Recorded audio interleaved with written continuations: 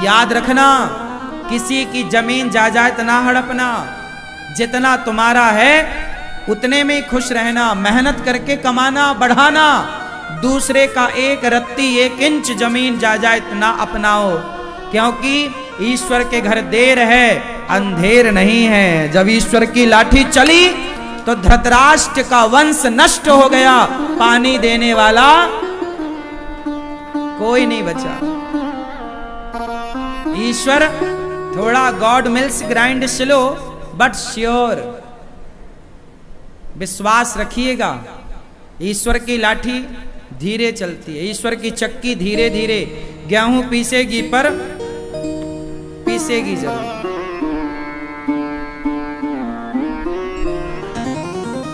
कभी एक चवन्नी आपके खाते में बेवजह किसी की ना आवे, एक रत्ती एक इंच जमीन बेवजह आपके खाते में ना आवे। भैया हमारी मेहनत की रोटी हम नमक रोटी खाएंगे, पर दूसरों का छप्पन भोग हम बेईमानी से ना हड़पेंगे। हम सुखी हैं साइकिल में, हमें बेईमानी करके धन्ना सेठ नहीं बनना। हम साइकिल में ही खुश हैं, साइकिल में ही चलेंगे।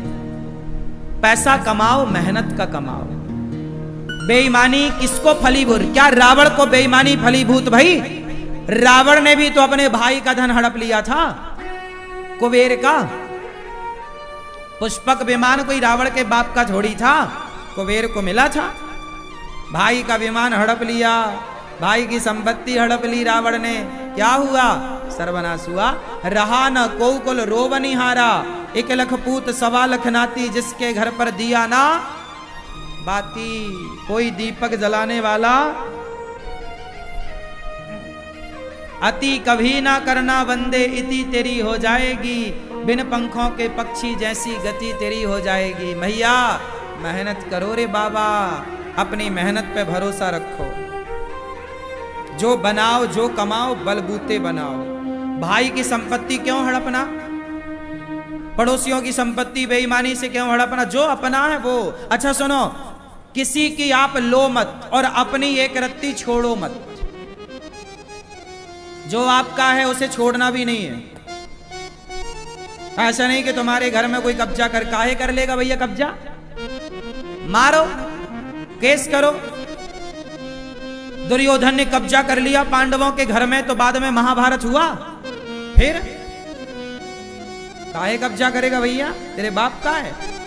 अपना किसी का देखो, किसी का लो मत, किसी का 1 रुपए मत लो और अपना 1 रुपए मत छोड़ो।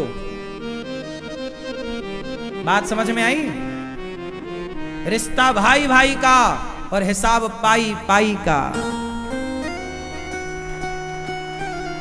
रिश्ता भाई भाई का और हिसाब पाई पाई का। रिश्ते की जगह रिश्ते को रखो और हिसाब की जगह हिसाब में रिश्ता ना आवे और रिश्ते में हिसाब ना आवे। ये महाभारत की कथा तुम्हारे लिए सिखा रही है, लेकिन तुम तो बस द्रौपदी को लिए बैठे हो। उसकी गलती है, उसकी गलती है। मिलेगी द्रौपदी ना, बात करेगी ठिकाने से।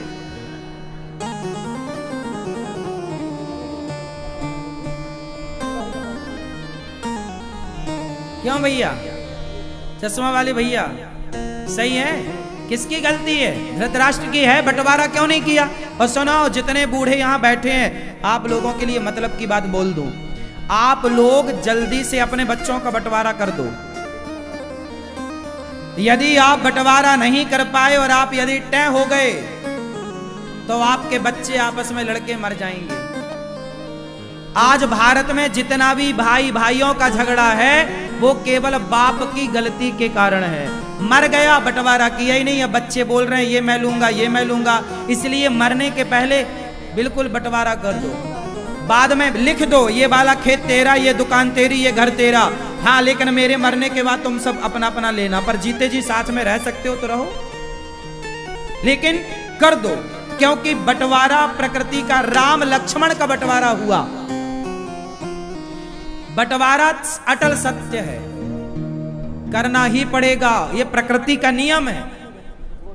आज नहीं कल, कल नहीं, जीते जी भाई दोनों भाई लड़कर के अलग हों, उससे अच्छा प्यार मोहब्बत से अलग हों, ताकि वो अलग होकर भी एक रह सकें।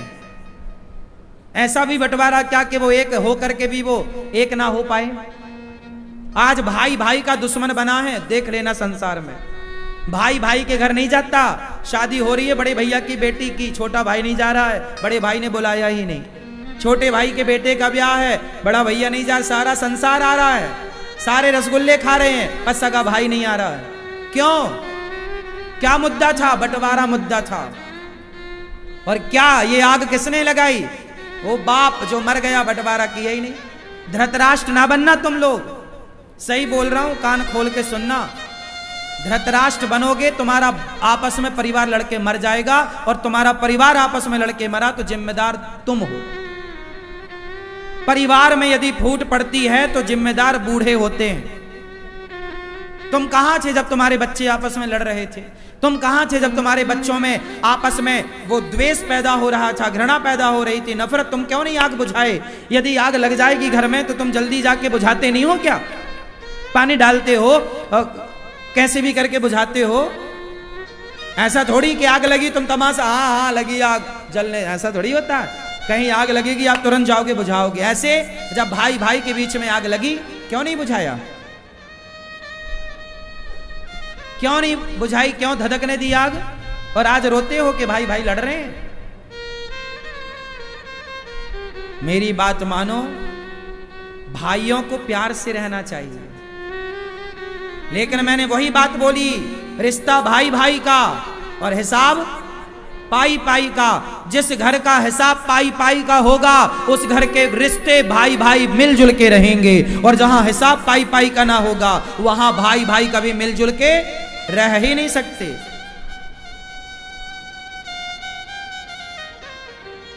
क्यों मैया, सही है कि गलत है? सास क्या करती है? बड़ी बहू को थोड़ा ज्यादा सोना दे देती है, छोटे बहू को थोड़ा कम सोना देती है। बाप क्या करता है? बड़े बेटे को थोड़ा ज्यादा जमीन जायदाद दे दिया, थोड़े कम। काहे भैया? तो औलाद तो तुम्हारी है, तुमने तो पैदा किया था। जब औलाद तुम्हारी पैदा तुमने किया, तो बंटवारे में फिर पक्षपात क्यों? बराबर क्यों नहीं? जो माँ बाप अपनी औलाद के साथ विश्वासघात करते हैं, जो माँ बाप अपने बच्चों के बंटवारे में गलत डिसीजन देते हैं, गलत तरीके से बंटवारा करते हैं, वो माँ बाप मरकर सीधा नरक जाते हैं। उनका रिजर्वेशन वहां कंफर्म है। तुम औलाद देखो, गलतियां केवल बच्चों की नहीं होती कि बच्चे ही सेवा, हाँ बच्चे सेवा करें माँ बाप की, बच्चे पलकों पे रखें माँ बाप को, ये बच्चों का धर्म है। लेकिन माँ बाप का भी तो कुछ धर्म होता होगा। माँ बाप, मथुरा का राजा शत्रुघ्न जी को बनाया, लखनऊ के राजा लक्ष्मण जी को बनाया। लखनऊ क्या है? लक्ष्मणपुर है। लखनऊ लक्ष्मणपुर, लक्ष्मण जी को लखनऊ का राजा बनाया। अयोध्या के राजा राम बने, भरत जी को भी राजा बनाया। वो गए नहीं, रहे साथ में, लेकिन सत्ता तो राम ने दे दी। भाई अपना धर्म यही है, यही धर्म है। हिसाब पाई पाई का और रिश्ता भाई भाई का। पांडवों का सही सही बंटवारा होता तो ये महाभारत की स्थिति। क्यों जी, बात सही है? तो आप लोगों ने बंटवारा कर दिया कि नहीं? कि अभी भी सब चाबियां आपके पास हैं? कुछ चाबियां दे दो बच्चों को, बेचारे वो भी कमाए खाएं।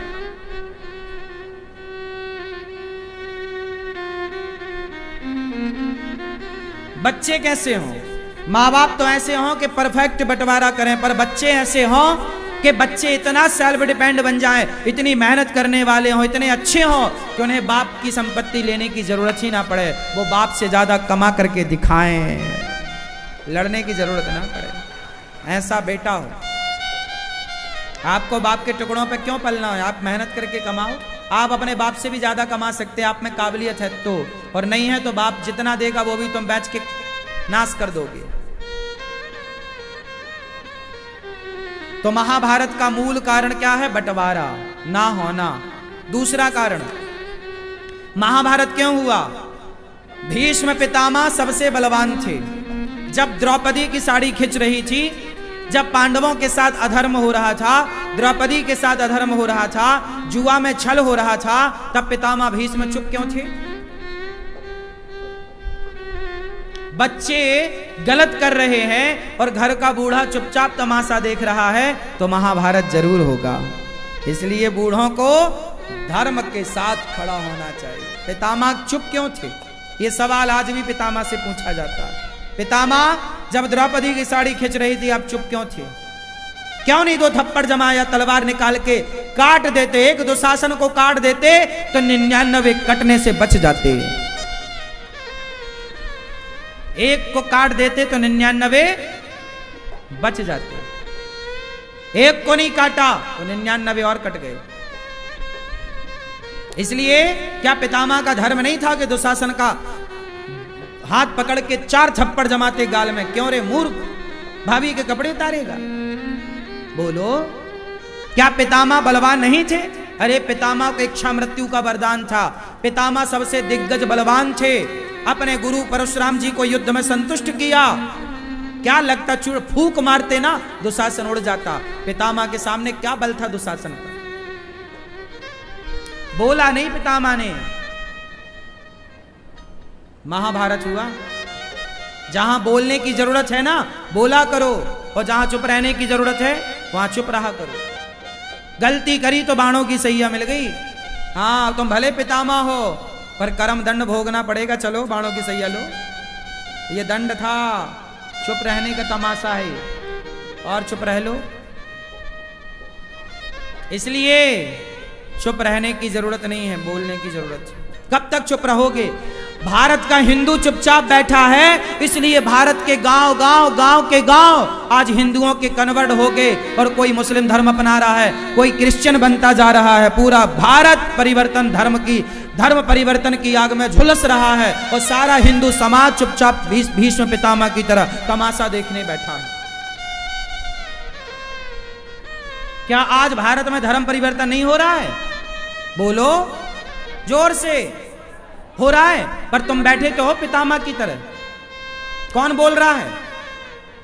तुम्हारे बगल का भाई जो हिंदू था, रामलाल था, अब वो क्रिश्चियन हो गया है। क्या कर रहे थे आप? तब भी द्रौपदी की साड़ी उतर रही थी, और आज भी सनातन की साड़ी उतर रही है। तब भी पितामह चुप थे, आज भी सनातनी चुप है। कब बोलेगा भाई? कब बोलेगा? कहां बोलेगा? क्यों नहीं बोलेगा? आज भारत में करोड़ों, 1 लाख 2 लाख नहीं बोल रहा मैं, करोड़ों हिंदू क्रिश्चियन बन गए। ये बात सही है कि गलत है? गांव की गांव धर्म परिवर्तन हो गए। क्रिश्चियन जहां मंदिर थे वहां पर चर्च बन गई। गांवों में चर्च, हिंदुओं के गांव में चर्च बन गई। कहां थे आप? पितामह बन के बैठ। क्यों नहीं रोका? क्यों नहीं ये सरकारें बात करती इस बात पर? क्यों नहीं सरकारें एक्शन लेती? क्यों सरकार भी पितामह बन के बैठी है? चुपचाप बैठोगे, महाभारत होगा। इसलिए पाप करना तो पाप है, पर पाप को देखना भी सबसे बड़ा पाप है। पितामह ने द्रौपदी की साड़ी उतरते देखा, ये पाप था। तुम्हारे सामने कोई लड़की के कपड़े उतारे जा रहे हो, उसका अपमान किया जा रहा हो, या तो तुम उसकी रक्षा करो या देखो मत। तुम देख रहे हो मतलब पाप कर रहे हो।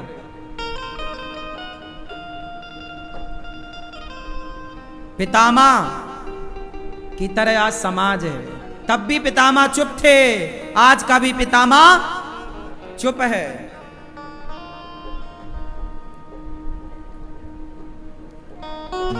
महाभारत क्यों हुआ? पितामह की चुप्पी के कारण। महाभारत क्यों हुआ? तीसरा कारण जानो। महाभारत होने की तीसरी वजह है गांधारी। कौन? जोर से, और जोर से। द्रौपदी तो याद है, गांधारी भूल गई? अभी याद दिलाता हूं। गांधारी का किरदार क्या है सुनना। गांधारी ये कौरवों की माता है। धृतराष्ट्र की धर्म पत्नी है। गांधारी का योगदान क्या सुनो, ये वही गांधारी है जब दुर्योधन पर संकट आया तो बोलती हैं कल सारे कपड़े उतार के आ जाना, मैं तुझे देखूंगी, पट्टी हटाऊंगी आंखों की, मेरी शरीर की, मेरी नजर तेरे शरीर पर पड़ेगी, तू वज्र का हो जाएगा। ये बात पता है आपको कि गांधारी ने बोला था आखिरी में कि सारे कपड़े उतार के आना, मैं तुझे देखूंगी, क्योंकि गांधारी एक पतिव्रता नारी है और वो जिसे देख लेगी तो वो शरीर उसका वज्र का हो जाएगा, कोई मार नहीं सकता। ये एक पतिव्रत नारी का धर्म है। पतिव्रता नारी वो अपनी सारी शक्ति दुर्योधन में डालना चाहती हैं। गया दुर्योधन गया, भगवान ने देखा कहां जा रहा है, बोले मांग ने बुलाया है। भगवान ने देखा कपड़े सारे उतार रखे तैने, नंग धड़ंग जा रहा है, शर्म नहीं आती, कुछ तो लपेट। तो भगवान ने पत्तों की टॉवेल बना के लपेटवा दी, जांग वांग ढक गई। गया, गांधारी ने कहा कुछ कपड़े तो नहीं है, बोला कपड़ा नहीं है। खोला तो पूरा शरीर दुर्योधन का वज्र का हो गया, पर जांघों पर नजर नहीं पड़ी चूंकि पत्ते से ढक रखा था। तो गांधारी ने कहा कि ये तूने, मैंने बोला था ना तू सारे कपड़े उतार के आना, ये टॉवेल क्यों लपेट रखा था? अरे बोले कन्हैया, बोले गांधारी बोले कन्हैया नहीं चाहता। श्राप दे दिया कन्हैया को कि जैसे मेरी आंखों के सामने मेरा वंश समाप्त हुआ है कन्हैया, जैसे मेरे बच्चे आपस में लड़कर मर गए, तेरा वंश भी आपस में लड़के मर जाएगा। तो भगवान श्री कृष्ण के 56 करोड़ यदुवंशी जो आपस में लड़के मरे, वो गांधारी माता का श्राप था। अब बात क्या थी, वो मुद्दे की बात सुनो। अब मैं आपसे एक सवाल करूं, गांधारी माता ने आंखों की पट्टी हटाई किसके लिए? बोलो, दुर्योधन के लिए। अच्छा, अब गांधारी माता कहीं मिले तो सवाल करना, माता गांधारी सुनो, सवाल आपसे है कि जब आपने दुर्योधन पर संकट आया तो आंखों की पट्टी उतारी, जब द्रौपदी पर संकट आया था तब आपने आंखों की पट्टी क्यों नहीं उतारी थी? तब आंखों की पट्टी उतार कर दौड़ करके तुमने द्रौपदी की लाज बचाई होती, एक नारी होकर नारी की आबरू बचाई होती, तो आज तुम्हारे आंखों के सामने तुम्हारा वंश का नाश ना होता। कहां थी गांधारी जब द्रौपदी की लाज लुट रही थी? क्यों नहीं डांटा? और क्या गांधारी को पता नहीं था कि दुर्योधन ने द्रौपदी के कपड़े उतरवाए हैं? उस नालायक को ये अमर बनाना चाहते हैं अपने तपोबल से। उस नालायक को आज एक द्रौपदी की साड़ी उतरवाई है। यदि ये नालायक अमर हो गया दुर्योधन, तो ना जाने कितनों की साड़ियां उतरवाएगा। जब ये सगी भाभी को नहीं छोड़ रहा है तो समाज में किस बहन बेटी को छोड़ता है? ऐसों के लिए तुम पट्टी हटा रही हो, ऐसों के लिए तुम भगवान कृष्ण को श्राप दे रही हो। वाह गांधारी माता, अच्छा न्याय कर लेती हो, जैसा तुम्हारा पति न्याय करता है, जैसा तुम्हारा बेटा न्याय करता, ये माँ बेटे कोई बहुत अंतर नहीं है ना। में ये बहुत अच्छा न्याय कर रही है। देखो बचा कैसे रही हैं गलत को। क्या द्रौपदी को नहीं बचाना चाहिए था? बोलो मेरी माँ, बोलो। तुम्हारा बेटा बिगड़ेगा ना तो सवाल तुमसे पूछा जाएगा, तुम मां हो ना, क्या संस्कार दिया तुमने? कैसी मां हो? पैदा करके छोड़ दिया?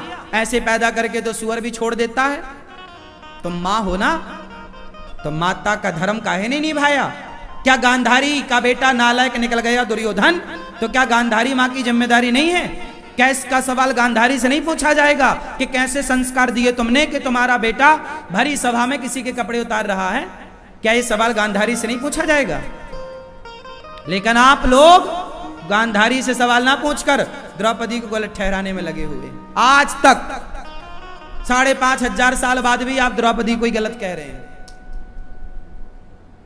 आप गांधारी से सवाल नहीं करते, आप धृतराष्ट्र से सवाल नहीं करते, आप पितामह भीष्म से सवाल नहीं करते, आप दानवीर कर्ण से सवाल क्यों नहीं करते? कर्ण, भरी सभा में कर्ण बैठे थे।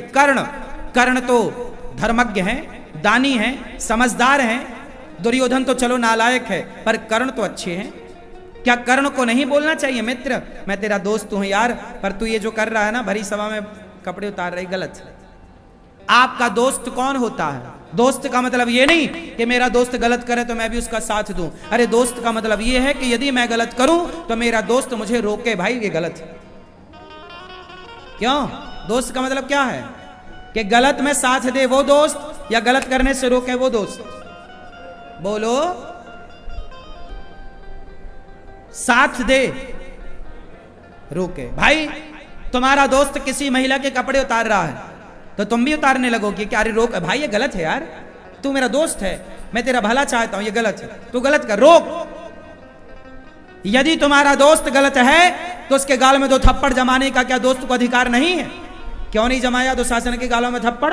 दानवीर कर्ण तो बड़े थे ना, पांडवों से भी बड़े थे ना उम्र में, समझदार भी थे, योग्य भी थे, क्यों नहीं रोका? क्यों नहीं रोका? दानवीर कर्ण ने नहीं रोका, तमाशा देखते रहे और बोला द्रौपदी तेरे 5 पति हैं, छठा मुझे बना ले, क्या बिगड़ जाएगा तेरा, जैसे 5 वैसे ही 6। ये बात कर्ण ने बोली थी। अब बता, उन दोस्तों की गलती है, इसलिए दोस्त सबको ना बनाओ। दोस्त ऐसा हो जो मेरी गलती पर मुझे मुख में डांट सके, यार गलत है।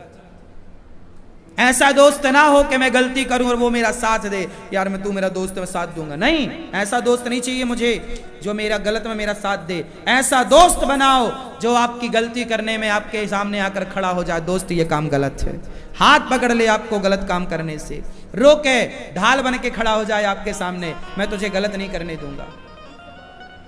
तू दोस्ती करना चाहे कर, आज मेरी दुश्मनी कर ले तू, लेकिन मैं तुझे गलत नहीं करने दूंगा। ये दोस्त होता है। ये दोस्त नहीं होता कि अपने दोस्त को शराब पिलाने लग जाए, यार तू नहीं पीता पर मैं तो पीता हूं तो चल तू भी पीने लग जाए। आजकल यही चल रहा है कि आप शराब नहीं पीते तो आपके दोस्त चाहते हैं कि आप भी पीने लग जाओ। ये दोस्त नहीं है, तुम्हारे दुश्मन है, जो खुद तो बिगड़े हैं, खुद तो गलत हैं, आपको भी गलत बनाना चाह रहे हैं। ये काय का दोस्त है? घटिया क्वालिटी का। ये दोस्त नहीं है। ऐसों के संग तो खड़े भी मत हो, दोस्ती तो छोड़ो। दोस्त तो कैसा हो,